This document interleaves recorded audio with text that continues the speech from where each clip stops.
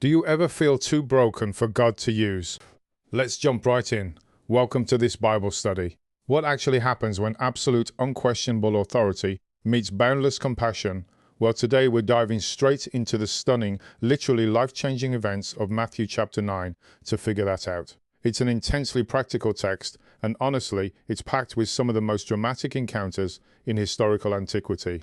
So let's unpack this chapter together and discover what these ancient interactions actually reveal about grace, healing, and human nature. So let me ask you a question. Do you ever feel too broken, too scandalous, or, I don't know, just totally disqualified for God's presence? It's a heavy feeling, right? But it's a highly relatable fear that a lot of us secretly harbor. You know, it's so easy to wonder if our daily mess is just too much to handle, or maybe we've crossed some invisible line that just leaves us out in the cold forever.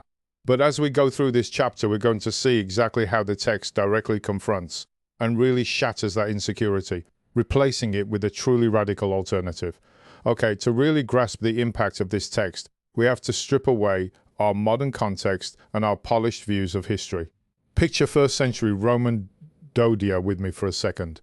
Imagine the sun-baked limestone buildings, the dirt streets kicking up dust with literally every footstep, and the raw human emotion of crowds just pressing in from every single side. You can almost feel the dry heat, right? You can hear the noise of the earth toned, multitudes desperate for some kind of hope. It's really fascinating how this vibrant, gritty stage sets the perfect scene for what happens next. Notice the deliberate path Jesus takes here as the chapter opens up. First, he passes over the sea, then he enters his own city of Capernaum, and immediately, bam, he starts encountering the broken.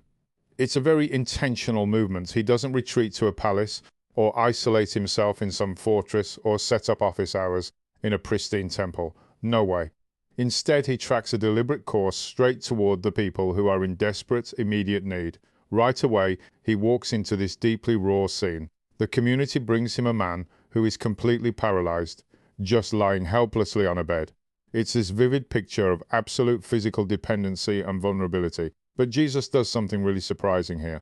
Before he even touches the physical paralysis that literally everyone else in the room is focused on, he addresses the man's deepest unseen spiritual need first. He looks right at him and says, "Son, be of good cheer. Thy sins be forgiven me." Now, this is a totally crucial turning point in the text. We see that where human hope ends, divine authority steps right in. Jesus demonstrates absolute authority over both physical paralysis and spiritual sin, all in one breath. The narrative makes it so clear, he doesn't just patch up the body, he heals the soul. There is absolutely no disease, no spiritual barrier, and no life storm that exists outside of that supreme control. None. And we see this incredible pattern just continue to unfold. Two blind men follow him indoors, and they are loudly crying out for mercy. They don't have a sophisticated theological argument. They don't have a polished resume to hand over. They just have raw, desperate need. And when Jesus asks if they truly believe he's able to heal them, they just say yes. So he touches their eyes and says, "According to your faith, be it unto you." He responds directly to that unfiltered, completely vulnerable faith. All right, now the chapter shifts to an even more provocative encounter. Picture a man named Matthew sitting at the receipt of custom. Now, in the cultural context of that day, this made him a totally despised tax collector. He wasn't just disliked, okay? He was seen as a traitor to his own people, working for the occupying Roman forces and enriching himself through basically extortion. He was a complete outcast, entirely excluded from religious life and widely considered morally untouchable. Yet Jesus walks right up to this notorious outcast and issues a profound two-word command. "Follow me." Just 2 words. It's incredible how those 2 simple words have the power to just cut through layers of public shame, societal rejection, and personal baggage. Matthew immediately gets up, leaves his lucrative but totally isolating life behind, and just follows him. It's a stunning, life-altering moment of completely unmerited favor. And you know, this brilliantly illustrates a massive clash of worldviews happening just beneath the surface of this narrative. On one hand, you've got the Pharisees, the religious elite of the day, who saw these people purely as traitors, sinners, and outcasts, people to be actively avoided so they could maintain their own purity. But Jesus, he views them entirely differently. He sees them as patients and desperate need of a physician.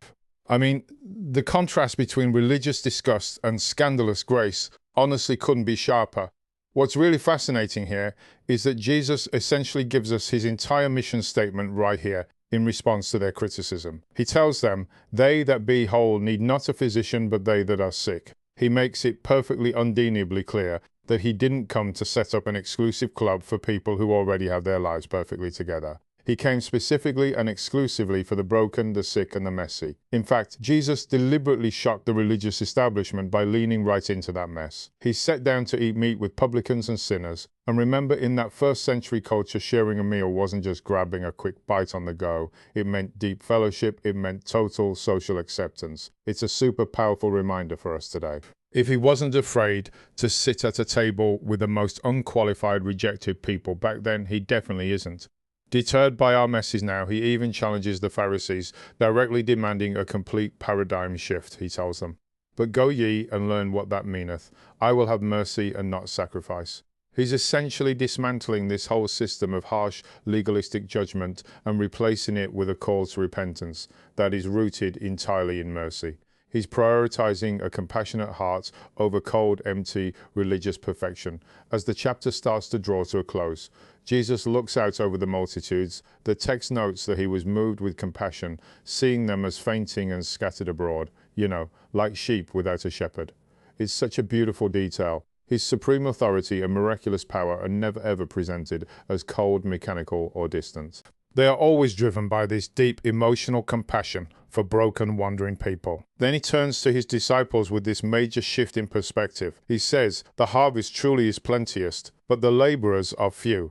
He's asking them, and by extension us, to look at the world differently, to see the sprawling, messy crowds, not as a nuisance and not as a threat, but as a vast field completely ready for love and truth. And he asks them to pray earnestly for laborers to enter that exact harvest. So how do we bring this first century text straight into our 21st century lives? Well, the application is actually incredibly practical. First, surrender your mess to him. Seriously, he's not shocked by it. Second, trust his absolute authority over whatever storms or paralysis you're facing right now. Third, ask for the perspective to see others with that same scandalous compassion rather than jumping to judgment. And finally, be willing to pray for laborers.